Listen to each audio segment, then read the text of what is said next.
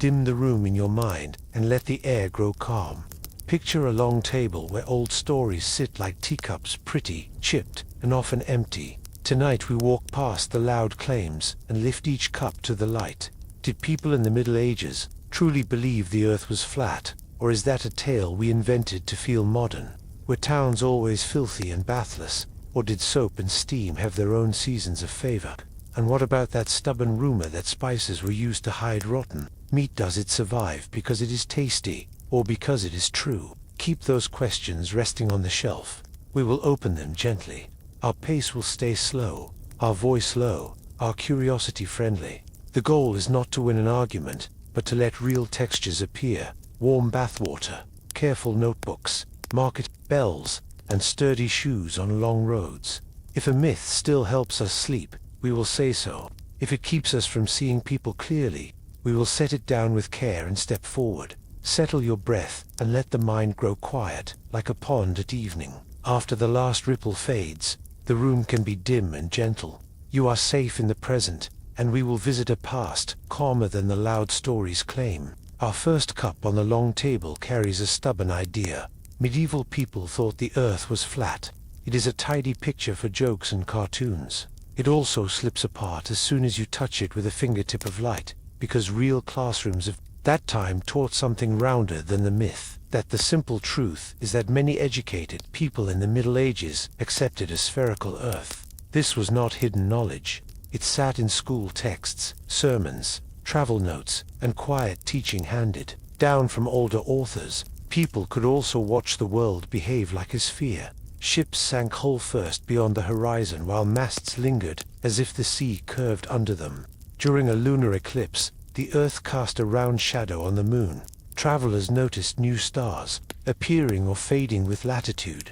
In a moment, we will step into a small school and listen for the soft lesson behind these signs. Imagine a modest classroom, a wooden globe on a shelf, a short text describing the sphere of the world, a teacher tracing a circle in the air while students copy lines on wax tablets. The book does not shout, but it endures because it lets anyone picture sky and sea as one plan. Many historians think such lessons were common in towns with schools and in monasteries that studied the order of nature. A simple pattern guided learning. Observe, compare with trusted writers, and keep your breath steady. In a moment, we will walk to the harbor and let the water repeat the same. Quiet message. Sailors did not need fancy language to sense the curve. A lookout watched a coastline appear top first at dawn. A captain kept latitude by stars that rose higher or lower with each day of travel. Practical notes became local wisdom. The world seems to drop away and then return, like a hill under a cart. Even a child at the beach could notice a distant tower shows its tip long before its base. The body learns the curve long before the mouth learns the word. But if so much pointed to roundness, why do we still picture flatness? In a moment, we will look at that. Part of the answer lives after the Middle Ages. In the 19th century, some writers liked a sharp contrast between then and now. It is easier to praise the modern age if the past is drawn as fearful and simple. A romantic book about a famous navigator turned him into a lone hero facing crowds of flat-earth doubters, and the scene stuck. Later, popular works that framed science and religion as permanent enemies reached for the flat-earth tale as a neat exhibit. Many readers loved the drama, and retellings multiplied. In a moment, we will lay these stories beside quieter medieval questions to see what they really debated. Inside those centuries, disagreements certainly existed, but not usually about basic roundness. People argued about size, distances, and the arrangement of oceans and lands. Was there an unpassable heat near the equator? How far did Asia stretch? Mapmakers drew pictures that look flat because paper is flat. A round world often appeared as a circle with winds, rivers, and a holy city near the center. Those images were more like prayers than pilot charts, meant to teach meaning rather than miles. When we forget that purpose, we mistake the picture. In a moment, we will put the map back in its frame. Picture a quiet room where a monk draws a T, an old map, a round disk divided by seas into 3 parts. It looks like a flat earth, but it is not a claim about geometry. It is a diagram of salvation history laid on the world as people then knew it. The goal is meaning. not mileage. We still do this with subway maps that stretch or squeeze space so the lines make sense. No one thinks the tunnel actually bends like the color does on paper. Context restores sense. In a moment, language itself will play a small trick we can gently undo. Older writers spoke of the four corners of the earth, meaning the farthest places, not literal corners. We still talk like this without confusion. We say the sun rises, though we know the earth turns. And we tell a friend we will go down to a northern town because it sits lower in a valley. Phrases wear old coats long after the fashion changes, lift them out of their time, and they can make past people sound mistaken when they were simply speaking in the style of their day. In a moment, we will visit the few voices who did lean flat, and see why they were not the choir dot. There were isolated writers who hygieneed a level world, and there were careless quotes copied without context. They are real, but they were not the center of learning. It is easy to build a myth from a handful of sentences if you lift them from their books and leave the rest behind. Sit with the full texts that students actually used, and the world is round again, patient and consistent. It is like hearing one loud argument in a square and thinking the whole town believes it.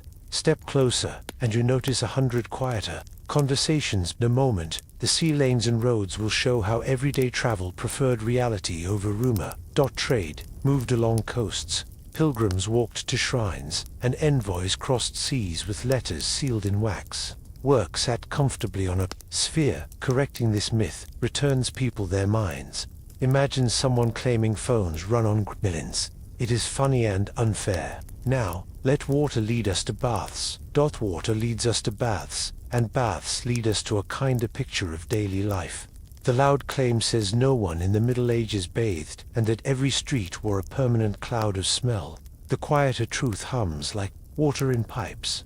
People washed in different ways, at different times, with different tools, and they cared about it more than the myth allows. You can begin with a public bathhouse on a cool evening, steam softening the air, talk as light as soap, bubbles, and a bucket knocking gently against a wooden rim. In a moment, we will step into homes and see the smaller habits that held most days together.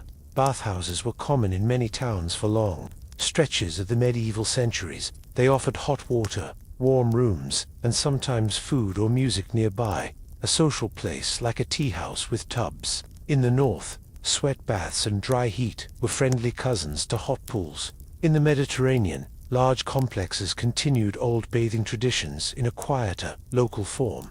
The scene was not one endless party. Attendants managed heat, refilled buckets, and kept order. Prices and rules varied by city, and some places separated hours for men and women. In a moment, we will leave the public rooms and open a door where most washing actually happened at home. Inside houses, washing took calmer shapes. People rinsed hands and faces daily because those parts met the world. Basins stood near beds or windows. Pitchers of clean water were carried up from a courtyard well or bought from a seller who made rounds. On many mornings, someone poured while someone washed, and linen towels waited to dry skin and hair. A small wooden tub could be set near the hearth for a more complete bath, especially for children or for older family members who needed help. You might not see a full body soak every day, but you would see water on skin often. Soon we will touch the linen that made clean mean more than one thing. Clothing mattered in this story. People wore linen next to the body because linen breathes and can be laundered with vigor. Many changed these underlayers more often than they washed. Heavy outer garments. Soap existed, both simple lye soaps and, in some regions, finer soaps made with plant oils. Not everyone could afford the fanciest bar, but the idea of soap was not a stranger at the door. Herbs like rosemary and lavender scented baths or rinse water when available. Rural homes leaned on streams and ponds in mild months, and on heated water in pots when frost painted the windows. In a moment, we will watch the calendar, because seasons shaped smells as much as culture did. Winter narrowed options. Heating large amounts of water cost fuel, and fuel cost time or money. People washed less fully in cold months, and more in warm ones, which would not surprise any traveler who is camped by a river. Work also set the rhythm. A baker might bathe on a rest day. A mason might rinse limbs at dusk. Ritual baths existed, in some communities, and festival days encouraged extra care. When you picture the year as a wheel, hygiene follows the spokes of weather, labor, and feast. Soon, we will face the darker side, disease scares and moral debates that changed how public bathing felt in some regions during waves of plague and later illnesses. Some authorities worried that hot water opened the pores and made the body porous to bad air. We know now that the link is not so simple, but fear feels real when the city is grieving. In some towns, public bathhouses closed for a season or for longer. Moralists in later centuries fretted about mixed bathing and about what else might happen behind a steamy wall, and they wrote with sharp pens. Some closures came from these concerns as much as from health. Yet even where public baths dimmed, home washing continued because you still had hands, a face, a baby, a pot, a cloth, and a hearth. In a moment, we will peek into the street to see if the whole town truly stank. Town life had strong and weak spots. Waste management was imperfect, yet many places set rules to keep wells clear and streets passable. Markets had times and zones. Night soil collectors hauled away what no one wanted nearby, and fines waited for people who dumped where water ran. Was it spotless? No. Was it a cartoon of filth wall to wall? Also no. Think of a modern city today. Some corners smell like bread, some like rain, some like the back of a fish stall, and some like nothing at all. It is unfair to pick the worst corner and say it stands for the whole. In a moment, we will listen to travelers whose words tilted the picture. Travel writers love color. When a merchant or pilgrim met a bathhouse stranger or a muddy lane, the strangest parts made the best stories. Later, copyists trimmed context or chased a moral lesson, and the scene grew louder on the page. Translation drift also played a role. A note about a rule for modesty might become a claim that bathing itself was banned. A warning to avoid public tubs during illness might be retold as people did not bathe. Many historians think that the very centuries after the Middle Ages, the early modern period saw the greatest anxiety about bathing, especially in some regions. Yet those fears were pushed backward onto earlier times during later Soon, we will bring the sense of touch back to the front, with linen and skin as our guides. In many homes, the clean feeling came from fresh linen against skin. Even on days without a full body bath, a person might change a shirt, wash feet, and comb hair with oil or water to settle dust. Bed linens aired in windows because sunlight and wind do quiet work. A parent wiping a child's face before market would not think they were doing something modern. They were doing something human. It helps to remember that a word like bath had more shapes than a deep tub alone. It could mean a steam, a rinse, a sponge off, or a dip in a river. In a moment, we will follow scent for a few steps and enjoy one last gentle correction. The myth likes to imagine cities wrapped in a permanent cloud of stink. Real noses report a mix: bread ovens, tanneries, herbs in gardens, animals in lanes, rain on dust, and yes, waste where rules failed or labor lagged. The scent of a place shifted hour by hour, street by street. A monastery kitchen did not smell like a dye workshop. A bathhouse did not smell like a stable. You can test this at home by walking from your sink to your trash bin and back again. 1 house, 2 cents. A town is 100 houses and 100 kinds of work. Soon, we will look at why this myth survives so easily, even when the evidence cleans it up. The story of the filthy medieval helps later eras feel cleaner by comparison. Victorians liked progress tales, where the past looked muddy, and the present shone. Popular entertainment kept the mud, because it reads well on a screen. It is a quick way to signal old-timey without explaining anything. That shortcut is like judging a city by one alley during garbage hour. Accurate. For that minute, yes. Fair. Not to the other 23 hours. When we slow down, we find a spectrum of hygiene shaped by money, climate, faith, and simple habit. In a moment, we will carry one last bowl of water to the table where we began, and then taste the next question. Water has washed 2 of our 3 cups from the hook we started with. You have seen bathhouses with steam, homes with basins, seasons that bend routines, and rules that tried and sometimes failed to keep streets livable. You have watched fear change choices and kindness return them. If you listen closely, you can hear a line from the first myth echo here. The past is not a cartoon. It is a room with many people inside it, each with a towel, a pitcher, and a plan. Set the basin down now, and let the surface still. We will keep walking, because one more famous claim waits just ahead. People sometimes say everyone in the middle ages died by 30, as if life had a wall and birthdays ran into it head first. Numbers have their own tricks, like the ones we have just cleared away from steam and soap. In a moment, we will open that number story, speak about averages and loss with care, and look for the grandparents who stand quietly at the edge of many pictures. For now, breathe once more, slow and easy, and notice that the room around you feels a little cleaner than the myth said it could. Let the room be soft again. Let your breath slow to the speed of a page turning. We return to the long table and pick up the next cup, the one with a number etched on it like a warning, 30. People repeat the line that everyone in the Middle Ages died by 30, as if life ran into an invisible wall. The shape of the truth is gentler and more human. Numbers have tides, and this number was pulled hard by loss in the very first years of life. Life expectancy at birth was indeed low in many medieval communities, often hovering around an age that sounds shocking to modern ears, but that average folded many short lives into one blunt figure. If many infants and small children died, the average sank, even if plenty of adults kept walking for decades. The quick way to see this is to ask a second question. If you reached childhood, what then?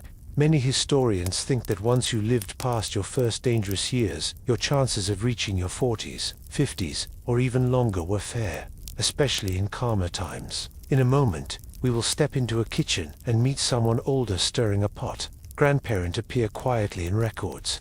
Wills mention property left to grandchildren. Letters pass greetings to your old mother. A church gives a small pension to an aged man with a staff. Art shows elders with lines at the eyes, hair like frost, and hands resting on walking sticks. In town books, you find notes about old tenants whose rent was eased, and almshouses built for the poor who had grown fragile. None of this makes sense in a world where 30 is the ceiling.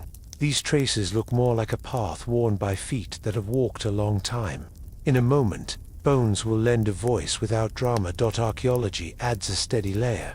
Skeletal remains from cemeteries show a spread of ages, with a good number of adults well over 40 and some past 60.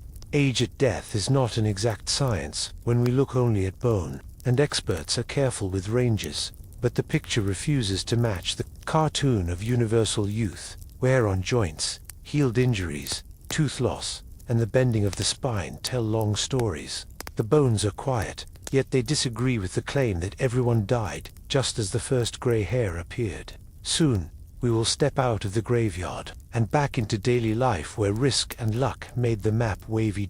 Risk was not equal for everyone. City crowds brought disease faster than a quiet village did. Some jobs were kind to bodies, others took a toll. Women faced dangers in childbirth. Men faced risks in certain kinds of work and in war. Bad harvests pressed hard in any household. Yet monasteries and convents sometimes sheltered longer lives with steady food and medical care. Rural places could offer fresh air but also distance from help in crisis. When the wheel of plague rolled through, averages dropped, but even then, survivors of hard times could live long afterward. The story, like the bathwater we discussed before, changed with the season. In a moment, we will look at how this myth held on to its drama. The myth survives because a single number is tidy and easy to repeat. A line like life expectancy was 35 travels fast, and many readers quietly hear no one lived past 35. Later writers loved the idea because it makes the present look heroic by comparison. Films prefer to mark old with a grey beard at 29 because it reads quickly on screen, but an average is not a limit. If 3 candles go out early while to burn to the end, the room is still lit by the long flames. In a moment, we will practice reading the number with a kinder eye. A simple way to reframe it is to ask, life expectancy at birth, or life expectancy at age 5. These are cousins who look alike but behave differently. At birth, the number falls with each cradle that holds grief. At 5, the number rises because you have already passed the riskiest years. Many historians point out that for a child who reached 10 or 12, reaching 50 or more was not rare. This does not mean everyone grew old. It means the road did not end at 34. Everyone. The road forked, and for many, one fork led much farther. In a moment, we will walk through a market and listen for signs of elders in a crowd. Markets are full of practical clues. Guilds sometimes kept small funds for their elderly members. Town councils hired watchmen who were specifically old soldiers, valued for experience rather than speed. Parish rolls listed widows as a category of care, and that word often signaled age as well as loss. In homes, grandchildren borrowed stories from the oldest person seated near the fire. That is how family lore moves through time. Storytelling itself can be an artifact of age. If a place had only the very young, who would be trusted to remember? In a moment, we will return to the kitchen, where the pot we imagined earlier is still simmering. Picture a grandmother cutting onions with practiced hands, pausing to sit when her niece asked kindly. She knows which herbs soothe coughs, which days the market will be busy, and which neighbor needs extra bread. The house moves around her at a speed she sets. She may not run, but she guides. A family with only people under 30 would feel different. This small picture does not prove a statistic, but it refuses the idea that the world shut the door on elders. Reality often lives in these quiet rooms.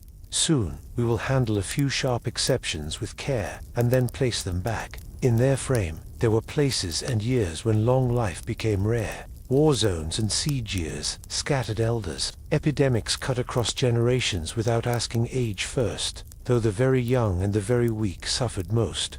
Famine bent backs and shortened breath, but the myth takes these worst pages and binds the whole book from them. A better reading lets both truths coexist. Many lives ended young, and many did not. Sorrow was close, and so was endurance. The presence of grandparents did not cancel tragedy, and tragedy did not erase grandparents. In a moment, a soft modern analogy can help the mind hold both. Think of an average like the temperature of the sea. The water may be warm on the surface, but cool below, or cool in the morning and warm by afternoon. Saying the sea is 20 degrees helps plan a swim, but it does not tell you about currents, wind, or that shallow cove where the sun lingers. Medieval life expectancy is that sea. The number gets you near the beach.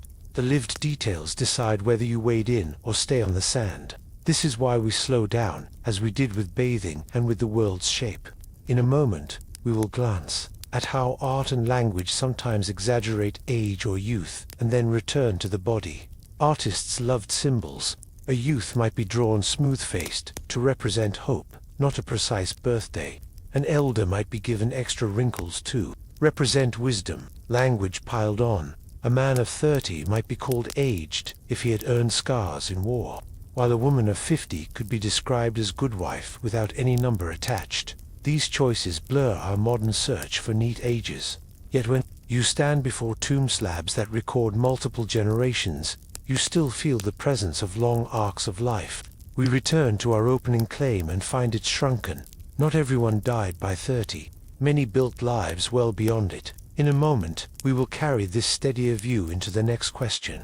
The next claim waiting on the table says heavy armor made people into statues, that a knight could not move or mount a horse without a crane.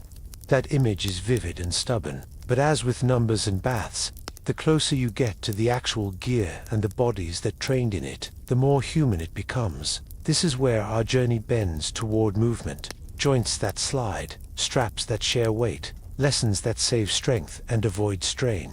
Take one breath as a bridge. The air goes in, and the thought goes with it. People wore what worked, and they practiced until it worked better. Soon, we will lift a breastplate, and find that it does not freeze a person in place. It asks them to stand well, breathe in slowly, and feel the room grow soft again. We pick up the next cup on our table of old ideas, the one that clanks a little, because a story has been bolted to it for years. The myth says a knight in armor could hardly move, that he waddled like a tin statue, and that someone had to lift him onto a horse with a crane. It is a comic picture, easy to draw and easy to laugh at. But when you step closer, you find gear made to be worn by living bodies, and you notice how training, fit, and practice turned weight into something useful rather than a prison. Think first about how the load sat on the body. Field armor, the kind meant for real work, weighed about what a full backpack might weigh. sometimes more, sometimes less. The difference is that a backpack hangs from your shoulders, while armor spreads itself across your hips, chest, and legs like a careful hug. Underneath sat a padded garment that softened pressure and stopped edges from biting. The suit was tailored, often to one person, so it followed ribs and joints the way a good coat does. It is like carrying groceries in many small bags instead of one big sack. The pieces share the strain.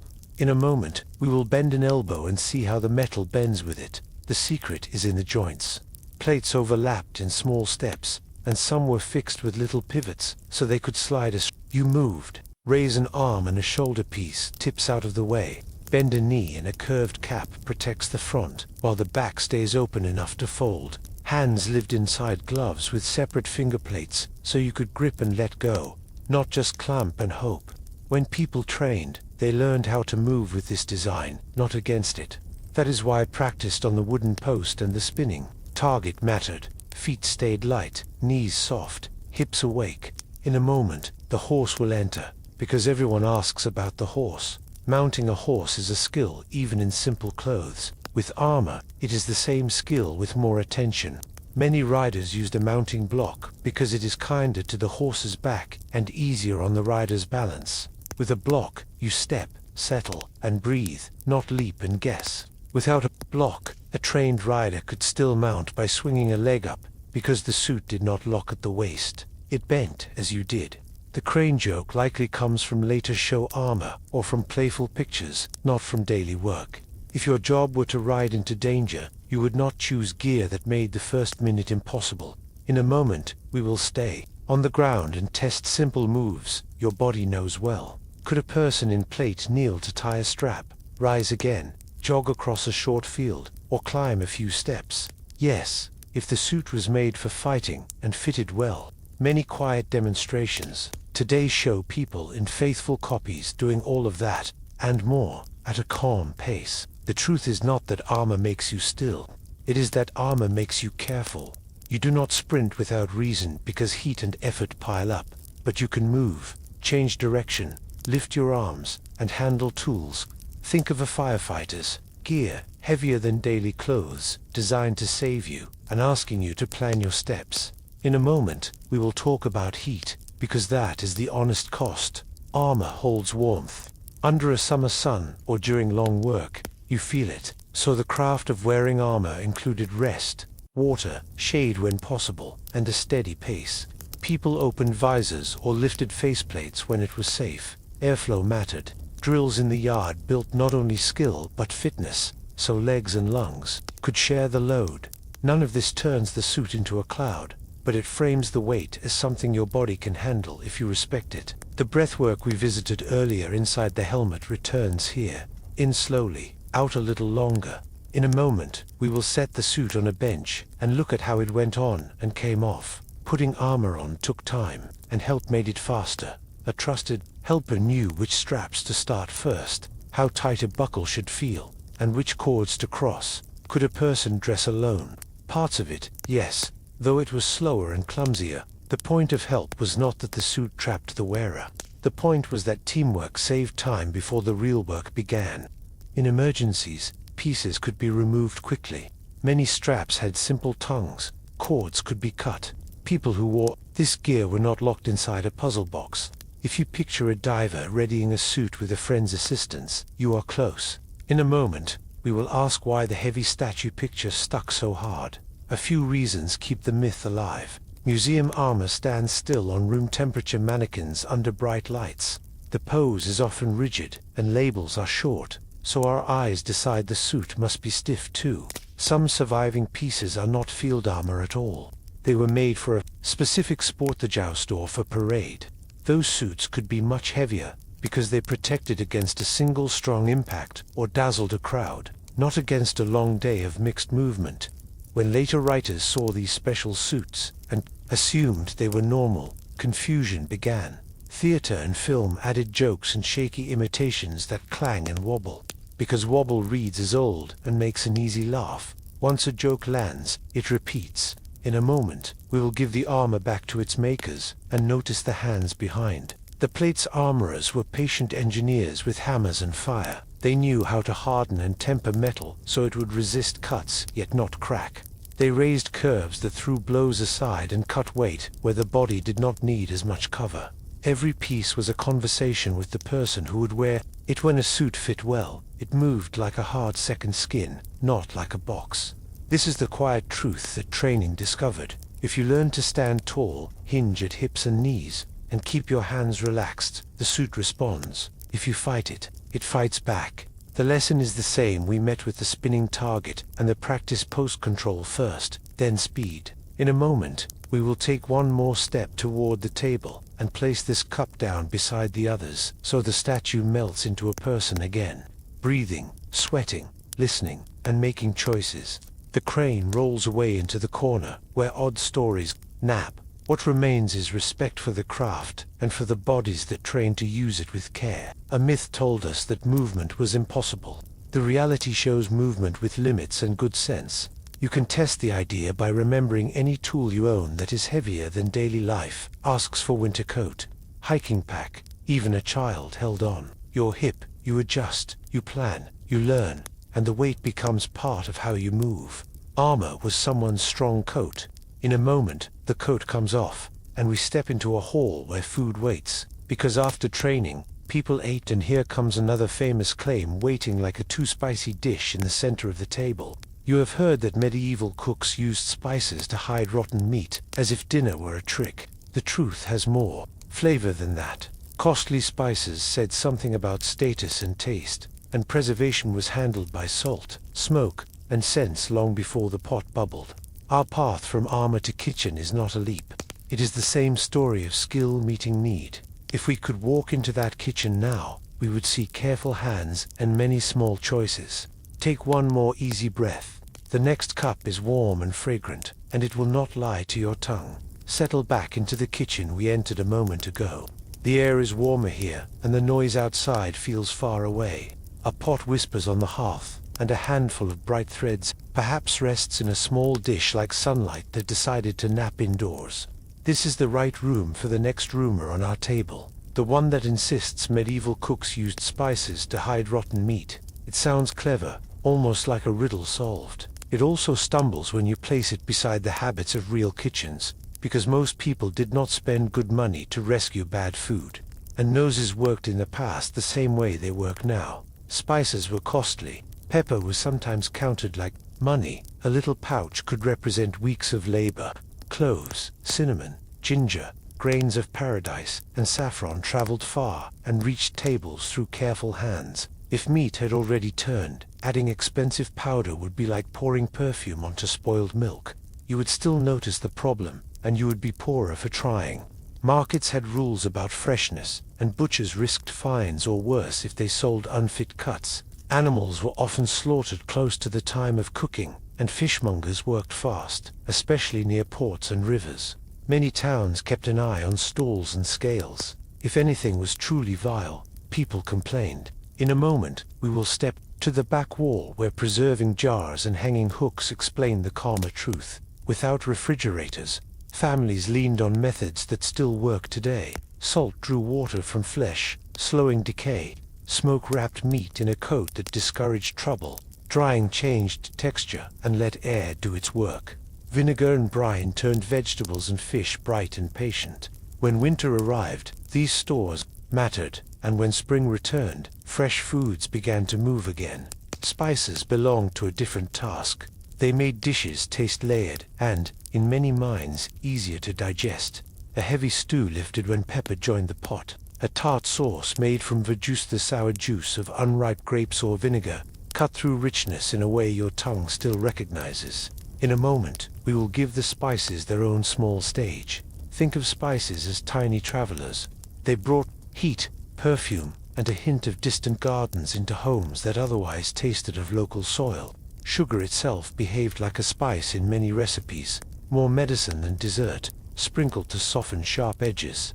Almond milk replaced dairy when fast. Days asked for restraint, and it carried spice beautifully. Saffron stained broths gold. Ginger warmed poultry and fish. Cinnamon and clove wandered between savory dishes and sweets as easily as mint moves from a salad to a tea glass. None of this needs rotten meat to make sense. It needs only curiosity and a cook who enjoys balance. In a moment, we will listen to the medical thinking that made these choices feel wise to the people of the time. Many believed food had qualities, hot, cold, dry, moist, and that a person's health depended on keeping those qualities in harmony. Beef might be called cold and dry. A dash of pepper or ginger, seen as hot and dry, was thought to bring the dish closer to balance. Vinegar and verjuice, cool and sharp, brought relief to a meal heavy with fat. These ideas are not our science, but they are not nonsense either. They are a tidy map. People used to stay steady in a world with fewer instruments. A dish could be delicious and, at the same time, feel medicinal in the best way. It is like a bowl of chicken soup on a tired evening. Comfort first, theory second. In a moment, the calendar will knock on the kitchen door, because many days were set aside for fish. Fast days shaped the table. Many weeks held more than one, and whole seasons asked people to step away from meat. That meant fish, eggs, dairy, or substitutes, and often it meant fish preserved on purpose. Salt cod and stockfish arrived stiff and pale, to be soaked and slowly coaxed back to tenderness. In towns with canals or rivers, live fish waited in tanks. In coastal markets, the morning's catch moved quickly. Spices spoke well over fish, because they gave range to simple flesh and helped you forget the calendar's limits. None of this included hiding rot. It meant preparing what you were allowed, with flavor and respect.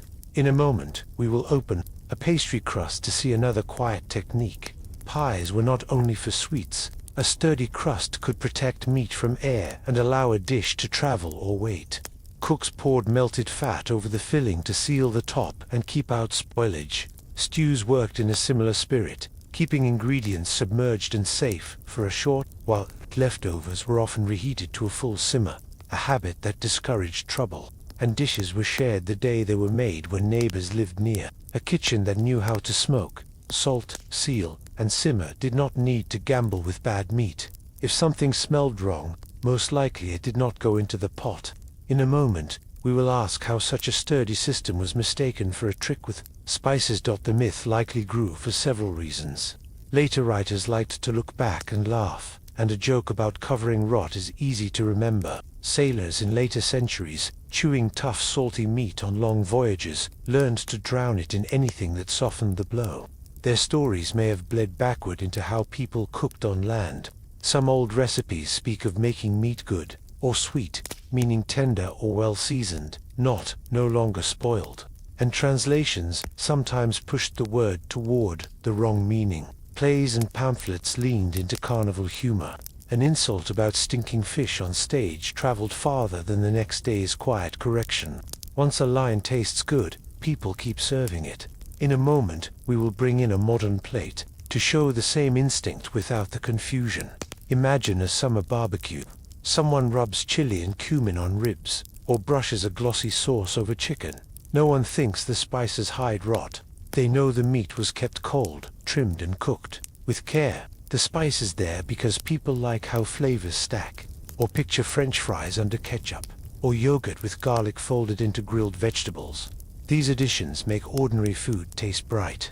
Medieval cooks did the same, with their own palate. The idea that you would waste precious pepper trying to rescue something that should be thrown away does not fit the pocket, the market, or the nose. In a moment, we will set our spoon down and listen for the rules outside the kitchen door. Town laws nudged honesty along. Inspectors checked weights. Market days had hours. Officials looked at water, fish, and meat in busy seasons. Butchers worked in assigned lanes to keep mess out of wells. None of this made a city spotless, but all of it pushed traders toward food that would not embarrass them or get them punished. A cook's reputation was a form of coin. Serve bad meat, and the neighborhood remembered. Whispered warnings travel faster than spices. The safer, simpler path was to buy good food and make it sing. In a moment, the spice dish will lead us out of the kitchen and onto the road. Because spices did not walk to town by themselves, merchants carried them along roads and rivers. Ships crossed seas for them. Markets and fairs tied villages to cities, and cities to wider worlds. A small sprinkle on a stew could represent months of travel and a dozen hands. This is the bridge to our next myth, the one that pictures peasants as rooted like fence posts, never moving beyond their fields. When you taste pepper in a rural kitchen, you are tasting movement, even if only a pinch made it home. That pinch rode on trade, and trade needs feet. In a moment, we will leave the hearth and follow those feet to market day.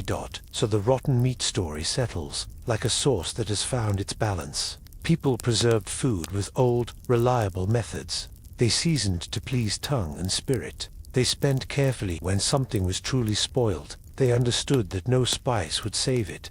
The kitchen you pictured at the start remains warm, and the saffron threads still shine on the dish. If you listen, the road just beyond the door has begun to hum. Carts rumble, shoes scuff, a bell rings for a fair. We will step onto that road next, and watch how farmers, peddlers, weavers, and pilgrims turned fields and paths into a web that moved people far more than the myth admits. One slow, steady footstep at a time. Let the road outside the kitchen door feel gentle underfoot. The morning is cool, and the carts have begun to roll. We pick up the next claim, the one that says peasants were rooted to their fields like fence posts, never moving, never traveling beyond the view of their own church tower. It is a still picture, and still pictures can be soothing, but this one leaves out the footsteps. In real life, feet moved. They moved slowly, often, and with purpose. They moved on market days, on fair weeks, on pilgrim roads, and for work that followed the seasons. In a moment, we will join a path to town and listen to the sound of market bells. Market day pulled people outward. Villagers carried eggs, onions, wool, or a stack of wooden bowls to sell, and came home with salt, iron tools, and the news of the wider world. A trip to market might be a few miles along a hedged lane, or a longer walk to a chartered town whose gates opened with a fee and a smile. Fairs made the circle even wider. In some regions, great fairs drew merchants from far away, and a farmer who sold a fleece or a cart of grain might meet a trader speaking another language. Even if you did not go every week, you knew someone who did, and Gudzan's stories through your house like a quiet tide. In a moment, we will step past the traders and slip into a crowd that travels for a different reason. Pilgrimage was another road that led ordinary people far from home. Some journeys were small, to a local shrine or the cathedral 2 towns over for a saint's day. Others stretched across countries, like walking to Compostela, to Rome, or to a far northern shrine lit by sea wind. Inns and hospices welcomed travelers, with simple beds and bread. Many pilgrims wore a badger shell, a small pewter tokenso. Strangers recognized their purpose. Not every pilgrim walked the whole way. Carts and boats helped when coins allowed. But the idea that you could step onto a road and be fed, guided, and blessed along a path older than you are, is proof that fields were not fences. In a moment, we will leave the devotional road and follow a different kind of duty. Seasonal work moved families and single workers in careful patterns. When haying and harvest came due, hands helped where hands were needed. Sometimes across parish lines, sometimes across counties. Sheep shearing brought bands of workers to large flocks, and sheaves drew extra scythes into big fields where the work sang from dawn to dusk. Woodsmen cut timber in tracts owned by distant lords. Charcoal burners lived weeks at a time near their fires, and salt workers spent seasons by the marsh and sea. In mountain regions, herders practiced transhumance, moving flocks uphill in summer and down in winter, shaping the year like a soft breath in and out. These rhythms would travel by another name. In a moment, we will enter a town door and meet a path that belongs to the young. Apprenticeship broke the circle of the village for many. A boy or girl might leave home to live with a master in a town, learning to weave, bake, or fix metal, and return years later as a trained craftsperson or stay and become part of the town's guild family. Young people also went into service as maids, pages, or farm servants in other households, sometimes only a village away, sometimes much farther. Weddings stretched lines too. Marriage could link to parishes, and a couple often set up house where work felt kindest, not necessarily where both were born. The village was home. Yes, but home is a place with doors, not a walled garden. In a moment, we will look at the law that people often cite to argue the stillness, and we will see how paper and practice parted ways. The word serf carries a heavy shadow in modern ears, and it is true that some people were legally tied to an estate, owing labor or rent and needing permission to leave, yet practice was more flexible than the silhouette. Many villagers were free tenants who paid money rent and made their own choices about where to live. Even where customs required permission, records show people buying that freedom, paying a small fee to move, or being granted leave because the lord wanted tenants on a different manor. Manorial courts recorded these transfers. The ink proves motion rather than the absence of it. The law set a frame. Life moved inside the frame. In a moment, we will step onto the river, where the water itself is a road. Rivers and coasts widened everyone's map. Barges drifted downstream with grain and floated back with goods and people who preferred water's smoothness to a rutted track. Ferries tied one bank to another like stitches. Along coasts, small boats hopped from port to port, and coastal roads kept pace on land. If you stood by a bridge on a busy spring day, you could count wagons, drovers, monks, peddlers, weavers, a pair of minstrels with a drum, and a lawyer with a leather bag of documents heading to a case in a distant hall. The scene is slow, but not still. In a moment, we will touch a few of the small tools that made moving possible and safe. Travelers carried letters of introduction or safe conduct when a journey was long or sensitive. These were simple notes that told gatekeepers who you were, where you were going, and that someone respectable expected your arrival. Town charters set market days and promised protection to those who came to trade. Toll stations at bridges and gates took coins in exchange for using roads kept in passable shape. None of this resembled a modern passport line, but the idea is familiar. Rules make movement easier when everyone knows them. Even directions had their own poetry, waymarkers carved as crosses at crossroads, chapels that doubled as landmarks, and inns named for animals or saints, so you could say turn where the White Hart stands. In a moment, we will listen to how far news could travel on these paths. News moved with feet. A peddler with pins might share a rumor from the last market.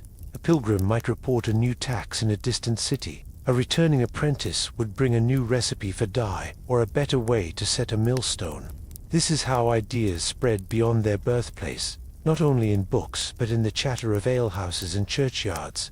You can hear a soft echo of our earlier kitchens in this. Spices traveled in pouches, and the knowledge of them traveled in stories.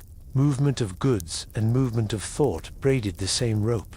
In a moment, we will explain why the myth of immobility stayed popular, even when so much walked. The still village picture fits a simple story of the Middle Ages as a time without change. It also flatters later centuries that wanted to see themselves as the first to move, the first to connect. Painters loved peaceful rural scenes where fields looked like quilts. It was easy to forget that the people in those fields owned shoes with miles in them. Some historians of the past drew a perfect feudal pyramid, a neat diagram that made life look like a fixed stack rather than a web of choices and obligations. And romantics of the 19th century enjoyed country ideals, without the dust of roads. Once that frame was hung in the gallery of public memory, it stayed. In a moment, we will lift one more piece of quiet evidence. Church records, tax rolls, and court notes list people described simply as from elsewhere or now dwelling here. The phrases are small and dry, and that is what makes them strong. Nobody was trying to prove a point about travel. They were just keeping track. Names appear, move, and settle.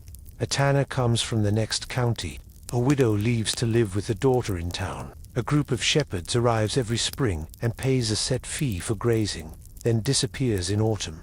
When you lay these lines side by side, the map fills with motion. Not frantic motion, not tourism, but the ordinary ripple of human life. In a moment, we will let a modern analogy rest this all in your mind. Think of movement then as similar to commuting now, only stretched by the speed of a foot and the patience of an animal. People had routes and rhythms, favorite stops, trusted guides. They knew how far they could go in a day, and where a friendly roof waited. A market town stood in for our supermarket, a fair for our trade show, a pilgrimage for our long holiday with a purpose larger than ourselves. When a new craft called apprenticeship was their version of moving for school or work, the scale changes, but the instinct is familiar. In a moment, we will fold this roadmap and look toward a set of buildings that sat beside many roads like steady lanterns. Monasteries and later universities thrived where roads crossed, because travelers bring books, and books love company. Monks copied texts, experimented with gardens and herbs, kept time with water clocks, and wrote down observations about stars and seasons. Town schools taught arithmetic and the art of writing clear contracts for people who bought and sold across distance. None of this looks like a frozen world. It looks like a world that moves and thinks as it moves. The road we have walked from the kitchen to the market to the shrine has brought us to our next cup on the table. The one that says the church crushed science and hated curiosity. You can already feel how the road itself disagrees, but it will be worth sitting down in a scriptorium and looking closely, with calm eyes and clean hands. For now, rest a moment at the town gate. We have followed carts, shared a bench with pilgrims, counted coins at a toll, and heard how names wander in the margins of old books. The myth of peasants nailed to soil has let go of your sleeve. In its place is a softer picture of feet and seasons, markets and fairs, letters and lanterns. The path ahead is quieter, lit by candles over pages and by water wheels turning in mill streams. Our next question asks whether faith and learning were enemies or neighbors. Take a slow breath. In a moment, we will open a door and let a room full of ink and daylight answer. Open the door we paused before and let the quiet rush in. Candles breathe along a long table. A monk bends over a page, his hand small against the wide margin, copying not just prayers but the shapes of plants, the names of medicines, and small notes about stars. In a corner, a water clock ticks with drips, and a young student checks the scale of a diagram with a string. The claim we are holding, says the church, crushed science, that faith and curiosity fought like cats in a sack. The room you are standing in lowers the noise. Here, faith hired curiosity to keep time, copy books, treat the sick, and measure the world God made. In a moment, we will walk from this cloister to the town, where a new kind of school is taking shape. Universities appeared in cities that hummed with trade and law, and they grew out of older church schools. A student could study the liberal arts, grammar, logic, arithmetic, music, geometry, and astronomy before moving into medicine, law, or theology. Masters argued, but they did it by rules. Present a question, test authorities, consider reason, and experience. You can hear the faint echo of our market roads here. Ideas traveled.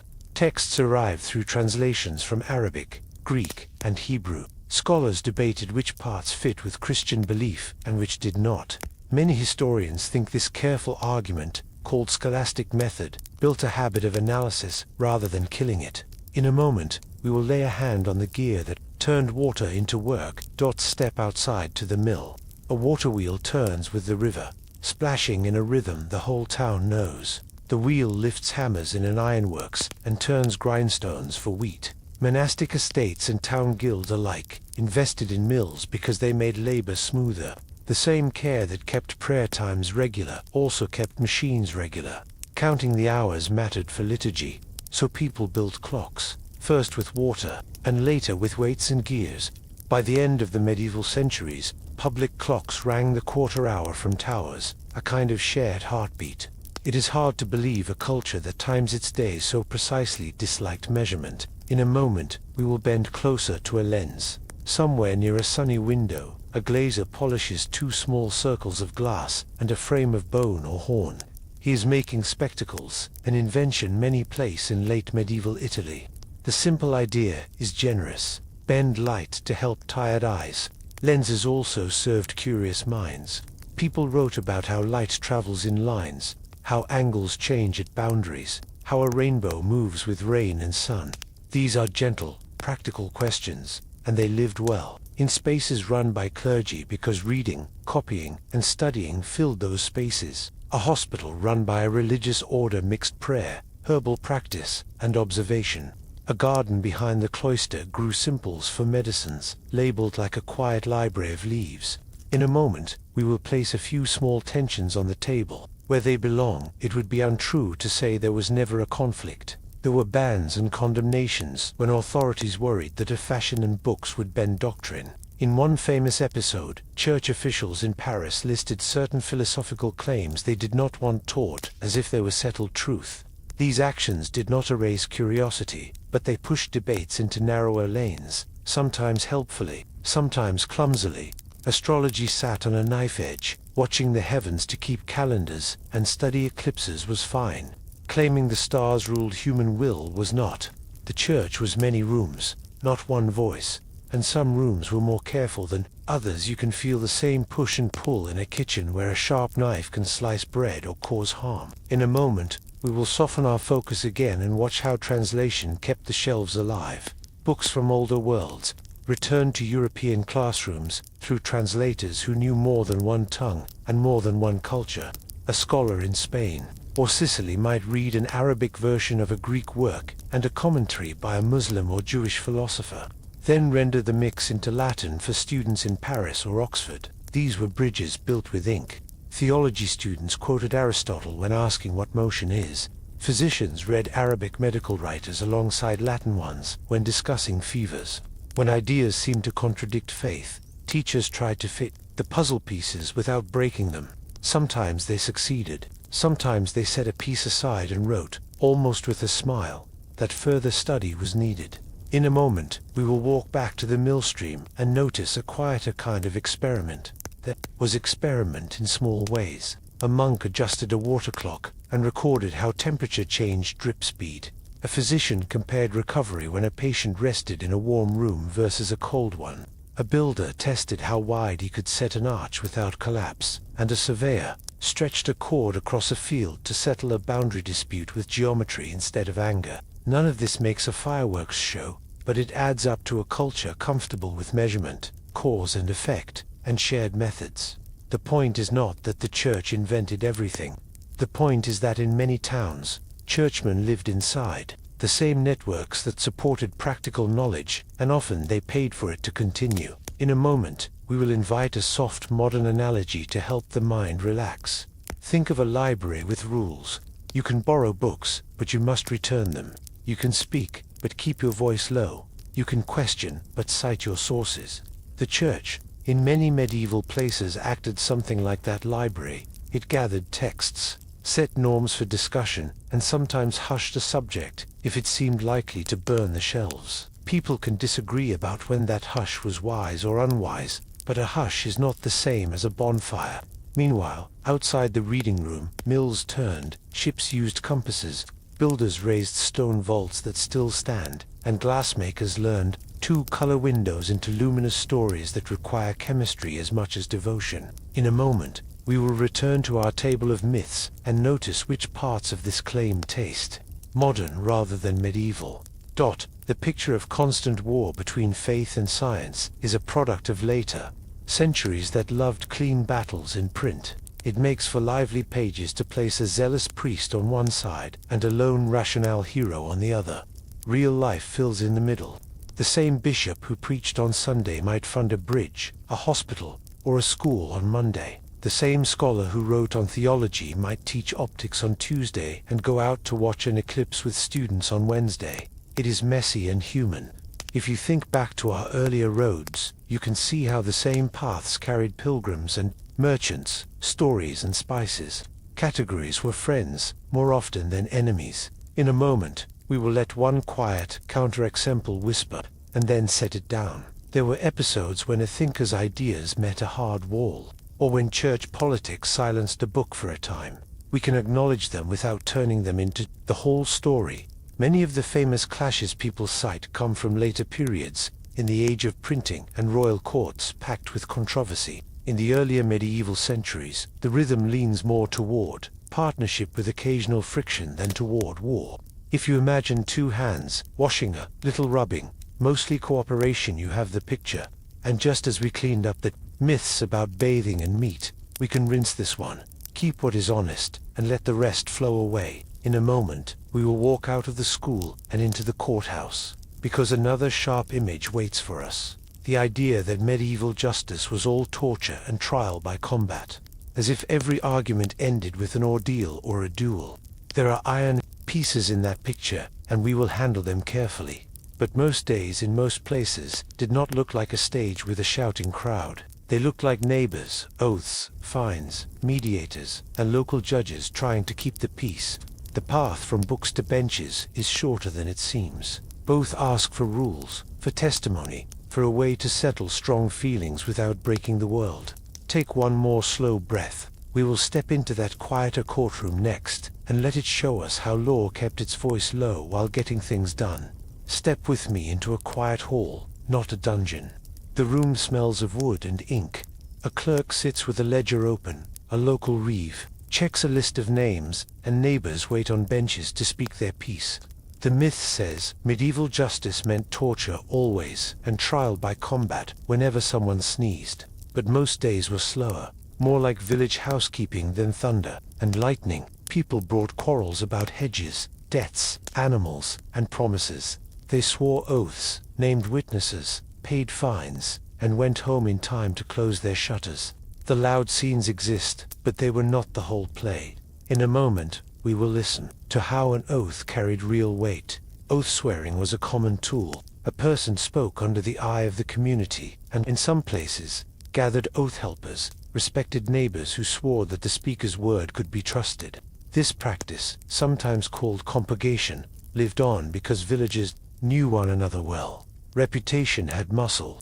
If the words rang false, the cost could be heavy later, so people were careful. Courts valued peace more than spectacle. So many cases ended with an agreement and a payment, not with iron. It was law as mending, not law as breaking. In a moment, we will step up a level from the village bench to broader courts and see how they balance the same aims. Town courts, manorial courts, and royal courts lined up like steps on a staircase. A small dispute stayed small. A serious case climbed. Ecclesiastical courts heard matters of marriage, wills, and clergy. As royal power grew in some kingdoms, traveling judges brought a shared style of procedure, asked juries of local men to report crimes, and recorded outcomes with more care. Juries did not always look like modern ones, but the idea of a group weighing facts under oath grew stronger across the later Middle Ages. Procedure tightened, record-keeping improved, and appeals became possible. This does not sound like a world content to settle everything with a duel. In a moment, we will face ordeals and combat directly and place them gently on their shelf. Trial by ordeal did exist in earlier centuries, holding a hot iron, for example, with the healing checked days later. But even then, it was surrounded by ritual and prayer, and it was not used in every case. Over time, many regions reduced or abandoned ordeals, especially as church leaders grew wary of putting God on the spot, and as written procedure and inquest-style methods spread. Trial by combat survived here and there, more as a formal option than a daily habit, and it appeared most in disputes over honor or property among people with means. Ordinary neighbors rarely settled offense, quarrel with swords. Think of these practices as rare tools on a high shelf, not the hammer you grab each morning. In a moment, we will speak softly about torture and leave the room before it grows loud. Torture existed in medieval Europe, mostly in later centuries, and mostly under limited rules. Authorities often required a strong body of evidence before they could even consider it, and some places restricted their length and type. Confession held special legal power in many systems, so officials sometimes chased it too hard. We can acknowledge this without describing it in detail. At the same time, most legal work, most days, did not touch torture at all. Clerks wrote fines, mediators brokered settlements, and sheriffs seized goods to pay judgments. Law preferred paperwork to pain when it could, because paperwork held up in the next room. In a moment, we will visit the tools of peace that kept cases from reaching hard edges. Mediation threaded through the system. Local worthies guild, elders, parish priests, and relatives sat people down to talk. Wurgled, the idea of paying a set price for injury lingered in some places, and compensation replaced revenge when tempers cooled. Sanctuary at churches gave breathing room. A person could step inside, admit fault, and bargain for terms rather than face a mob. Charters for towns laid out clear fines for predictable mischief, blocking a lane, breaking the peace at night, selling short measures at market. You can feel the same rhythm we saw in the kitchen and in training yards. Set the rules, keep tempers, down, fix what breaks, and move on. In a moment, we will let water wheels and clocks return as quiet witnesses, a society that times its prayers with bells, runs mills by water, and tracks tolls at bridges once predictability. Law helped calendars hold shape. If a fair opened in May, traders needed fair dealing more than drama. Trust is the oil in busy gears. Juries summoned by 12 to tell what they knew. Watchmen sworn to patrol at night, and written tallies of fines are all pieces of a culture that puts most quarrels into words and numbers. Even punishment often aimed at display and delay rather than harm public penance. A shaming walk, a market ban because memory can correct behavior without breaking bones. In a moment, we will ask where the dark reputation came from. The myth grew fat on later images. Painful methods were more formalized in some early modern courts than they had been earlier, especially in certain hunts and state trials. Yet popular memory pushed that heat backward onto the Middle Ages. Plays, broadsheets, and, much later, films loved dungeons and wheels because they are simple symbols. Travel writers picked a showy case in a big city and let it stand for a whole continent. Translation drift added spice. A word meaning examination might be read as torture, and a note about a rare appeal to combat could be retold as the usual way. Once a picture fits a single frame, it gets copied. In a moment, we will set a small modern analogy beside the ledger. Imagine judging modern life only by a list of the hardest crimes and harshest prisons, then telling people 500 years from now that this was the only face of law. It would mislead. Most of us meet the system through taxes, parking rules, school forms, and quiet courtrooms where a clerk stamps a document and sends us on our way. Medieval people had their own version of that humdrum dance. A fence moved, a pig strayed, a promise wobbled, a fine was paid. The rare storms drew attention, but the weather most days was mild. In a moment, we will return to our long table of myths and pick up the next cup that often gets misplaced in time. Another claim says the great witch hunts belong to the Middle Ages, as if bonfires and panic filled these centuries. Many historians think the worst waves came later, in the early modern period, when print politics and fear braided together into something strong and sad. Medieval people had beliefs about magic, some charming, some troubling, and there were prosecutions, but the scale and flavor were different. If we place the largest panics in their own time, the picture of the Middle Ages grows calmer and more varied. In a moment, we will prepare to cross that gentle border between periods with a steady step. Before we go, let the courtroom we started in return to view. The clerk closes the ledger. The reeve nods to a neighbor who has agreed to mend a hedge and pay a small coin. The bench is empty into afternoon light. Law did not always succeed, just as mills sometimes broke and clocks went wrong. But the system wanted order, and it used many soft tools to keep it. That is the honest background to the sharper scenes we carry in our heads. Carry that background forward with you, because it will help the next correction make sense.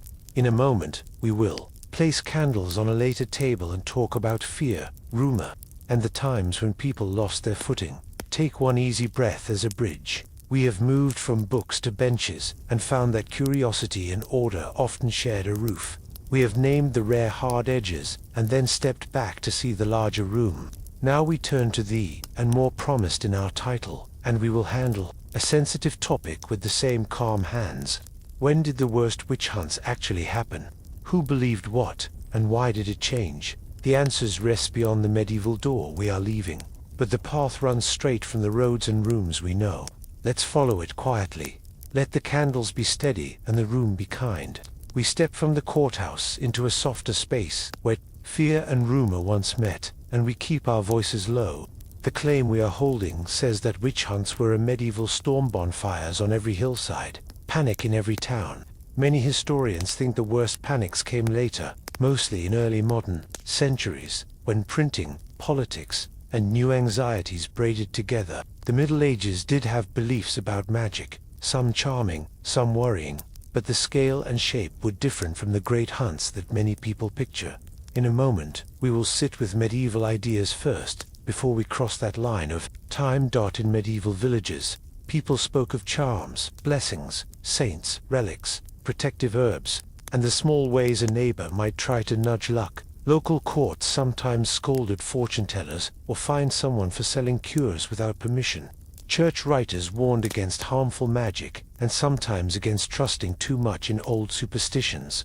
A well-known early text even suggested that night rides and wild flights were illusions, not physical journeys, a clue that churchmen often leaned toward skepticism. The mood in many places was, be careful, do not dabble, come confess and choose better habits. Soon we will add the darker edge fear of maleficium, the idea of causing harm by hidden means, and see how it was handled then. Harmful magic, when suspected, tended to be treated as a local wrong, spoiling milk, cursing animals, hurting a child. Remedies were social and legal more than spectacular. A priest might prescribe penance. A court might issue a fine or a warning. Neighbors might watch a quarrelsome pair until tempers cooled. Large conspiracies, the idea of a vast gathering of witches sworn to a devil and traveling in secret bands, were not the main medieval picture in many regions. The everyday tools of order we just visited, doths, mediation, compensation also worked here. In a moment, we will pass into the later period and watch several streams join into a flood. By the 16th and 17th centuries, in parts of Europe, a harsher vision hardened.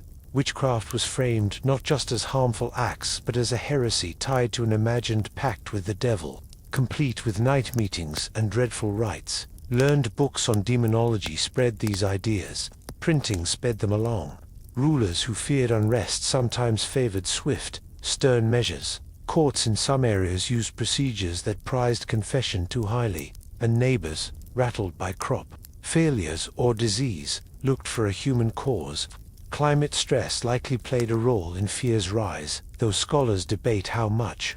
The key is that many of the worst waves, by numbers and by frenzy, bloom here in early modern soil, not in the heart of the medieval centuries. In a moment, we will place inquisitions in their proper corner, because that word gets used as a hammer for every nail. Inquisitions existed in the medieval world, but they focused largely on specific heresies and on policing church teaching. Their methods and reach changed over time and place. Later, new inquisitions formed under different rulers and pressures. It is tempting to pour all bad old things into one bucket named medieval, yet the bucket leaks dates if you look closely. Many of the trials most people think of, the ones with thick manuals and sweeping hunts, belong to those later. Centuries of print, state building, and sharper legal machinery. This does not make earlier times gentle by default. It makes them different.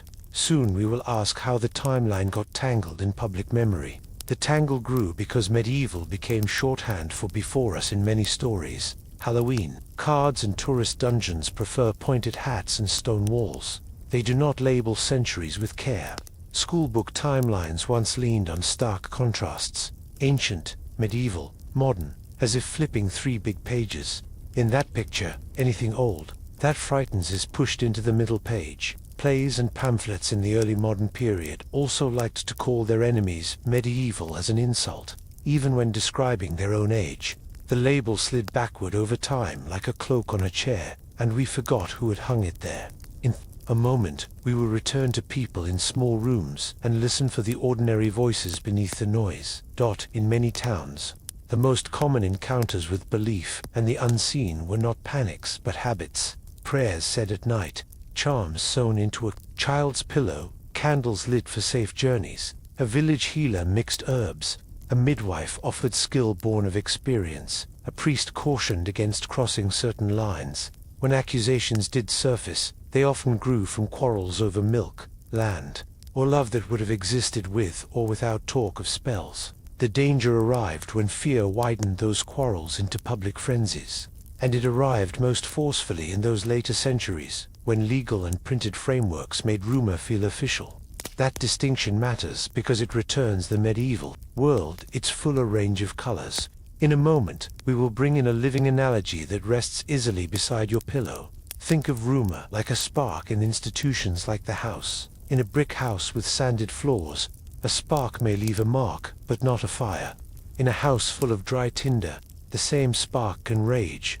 Medieval Europe held many kinds of rooms, some damp, some dry, some watched carefully and sparks did fall. But the house that burned most often, on this topic, belonged to later times that stacked fuel differently, manuals that told officials what to look for, presses that spread pamphlets overnight, courts that prized confessions above their cost. The spark did not change as much as the house did. Soon we will ask why this calmer reading is worth the effort. It matters because accuracy is a kind of respect. It keeps us from turning earlier people into shadows for modern fears. It also helps us notice when our own age has its panics and paperwork, its rumors that feel real because they are printed, posted, and pressed into procedures. When we return myths to their proper shelves, we can see the people in front of those shelves more clearly.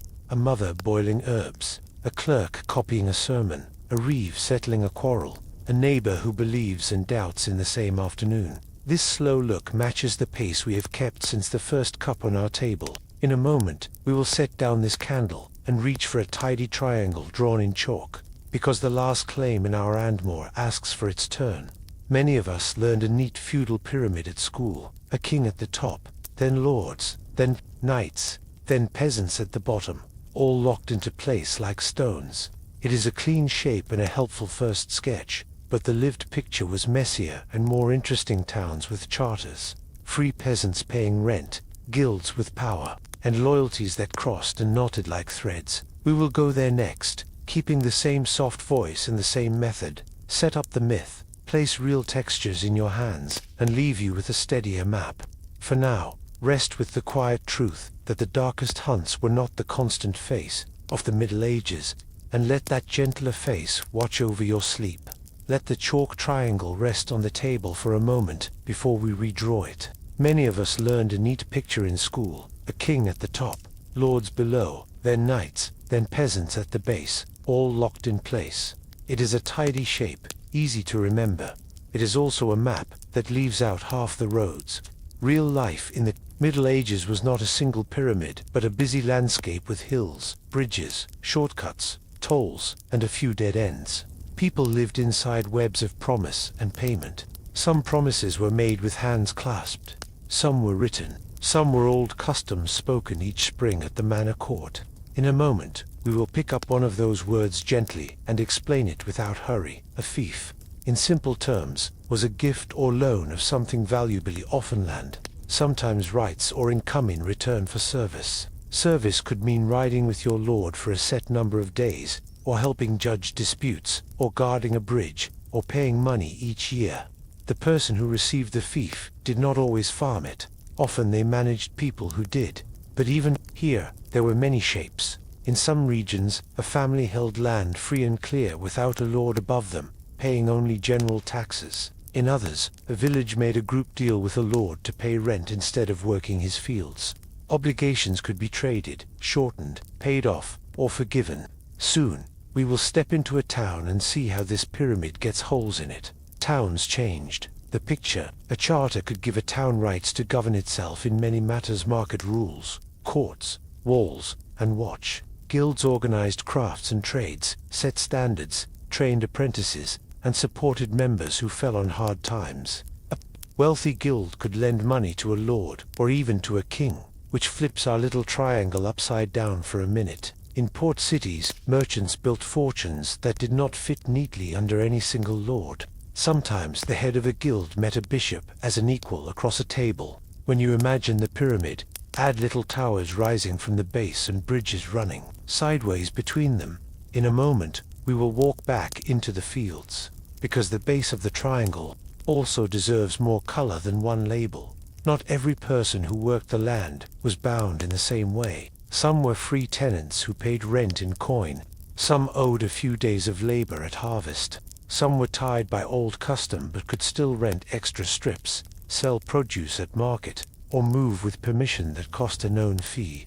A person called a serf in one village might have more freedom than a free tenant in another, depending on the local deal. Think of housing today. A renter with a good contract and a fair landlord may feel freer than a mortgage holder pressed by debt. Local courts recorded all this, and their records show variation rather than a single rule. In a moment, we will look up the pyramid again and notice a tangle at the top. Even loyalties at the higher levels were not simple. A knight could owe service to more than one lord because he held more than one fief. He might promise to ride for whoever asked first, or only for defensive fights, or only for a fixed season. A powerful noble might be the king's vassal in one county, and the king's near equal in another through marriage or inheritance. Church lands added another strand. A bishop held estates for the church, answered to spiritual superiors, and also dealt with kings who wanted soldiers or silver. The language of the time tried to keep track of this with careful words about homage and fealty, but the daily truth was still human and messy. Soon, we will revisit our roads and see how money slipped into these ties. As markets grew, money made many obligations easier to commute. Instead of working 3 days on a lord's field, a tenant might pay a fee so that the lord could hire someone or buy grain. Instead of bringing a set number of men to fight, a lord might send cash that the king used to hire specialists. This did not erase older ties, but it softened them and turned some duties into prices. When waves of disease thinned the population, labor grew rarer and more valuable. Wages rose in some places. Rents and services were renegotiated. Laws tried, sometimes clumsily, to keep old terms. The pyramid picture cannot easily show these ripples, but ledgers and court rolls can, line by careful line. In a moment, we will ask why the triangle survived in our heads when the records drew a net. The neat diagram helps. Teachers introduce a complex world. It is like a subway map. Lines are straight, colors are bright, corners are clean, and you can grasp the system in a glance. But just as real tracks bend and climb and share tunnels, real medieval life bent around mountains, droughts, marriage, alliances, and accidents. 19th century writers loved clear systems and grand patterns. They drew big shapes to make sense of shelf after shelf of documents, and their triangles stuck to classroom walls for generations. Popular media kept them because they are easy to film. A lord on a balcony and peasants in a field tell a story without words. In a moment, we will put a few more human faces on the base and the middle of the shape. Picture a miller who rents the town mill, pays a set fee to the lord, and also sits on the town council because the guild trusts his judgment. He lends grain to neighbors when harvest is late, and they repay in winter with thanks. Or imagine a woman who owns a small brew house in a chartered town. She pays taxes, hires help, and brings a case to the town court when a supplier cheats her. A traveling mason spends years on the road, building churches and bridges. He sleeps in lodgings maintained by his craft, and saves to buy a small house back home. Where do these people sit on the triangle? Everywhere and nowhere. They live on the lines between labels. Soon, we will let a simple modern analogy settle the thought. Think of the medieval social world as a woven cloth. Threads run lengthwise. Those are old customs and land-holding patterns.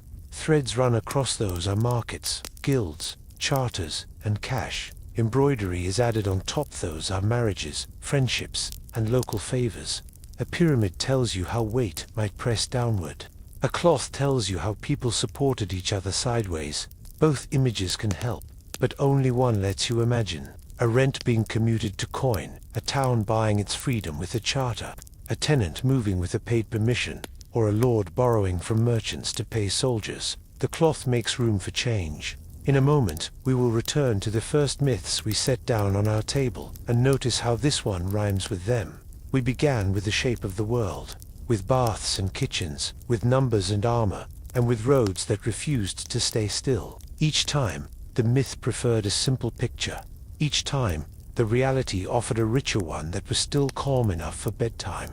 The flat earth story shrank to a circle. The no-baths claim washed off under running water.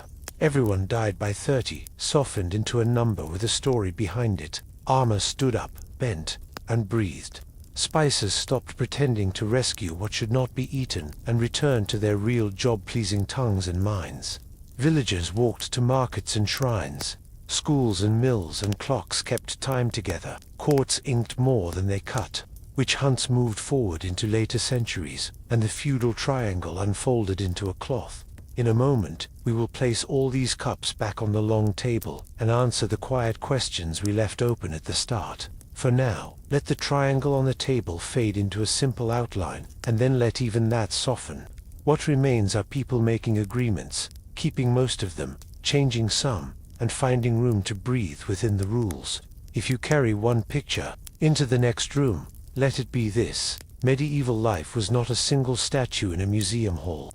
It was a village square, on market morning, predictable, varied, and full of voices. We will gather those voices in the wrap when you ask for it. Close the open loops from the very first moments, and ease the whole story toward sleep. Until then, rest in this steadier map, where a pyramid becomes a woven cloth, and the cloth keeps you warm. Let the long table of stories return in your mind. The cups we lifted one by one, settling back into their quiet places. The first cup held the shape of the world, and we found it round in medieval hands, drawn as circles on paper, sailed as curves on water, taught as a calm lesson more often than not. The second cup held the scent of the street and the basin at home. We felt steam in bathhouses, cool water in pitchers, and linen changed with ordinary care instead of neglect. The third cup was the number that frightened at first, the rumor that everyone died by 30, and we watched it soften into a tale of averages, sorrow, and survivors with grey hair and careful steps. Around them we placed more small cups, armor that bends, spices that brighten, roads that hum, schools and mills that keep time, courts that mend more than they break, hunts that belong mostly to later centuries, and a neat triangle rewritten as a woven cloth. You can let this whole set of corrections shrink to one gentle truth. The past was not a cartoon. It was a room full of people solving problems at the speed of their feet and the reach of their friendships. If these answers feel steady, they can help your breathing find a steady pace too. This is why the work matters. When we return real texture to old lives, we return respect, and respect makes our own choices kinder. A round world invites wider horizons. A clean basin reminds us that small habits carry comfort. A longer life than the myth allows shows patience and care at work. Armor becomes a tool, not a gag. Spices become joy, not a disguise. Travel becomes possible in short steps. Faith and curiosity sit at the same table, arguing gently. Law chooses ink before iron. Fear is placed in its right century, and society becomes a fabric you can touch, not a stack of stones you can only stare at. These pictures are simple to hold when the lights are low. They do not fight for your attention. They keep you company. If you like, take 3 slow breaths with the room. In and out, in and out, in and out. Let your shoulders settle the way a mill stream settles between its banks. Think of a quiet yard where someone hangs a practice blade on a peg. A kitchen where saffron rests like a tiny sun. A road where a pilgrim adjusts a strap and smiles at a milestone. A page where a careful hand finishes a line and blows the ink dry. The day can close without clatter when each part finds its place in a true story. If you enjoy this pace, you can subscribe, but only if it feels kind to you. Another night, we can walk a different path together, slow and curious. For now, let the table of myths fade, the room grow soft, and the air lie warm against your face. The past is still there, tidied and quiet, keeping watch while you sleep. Close your eyes. The story can keep breathing for you until morning.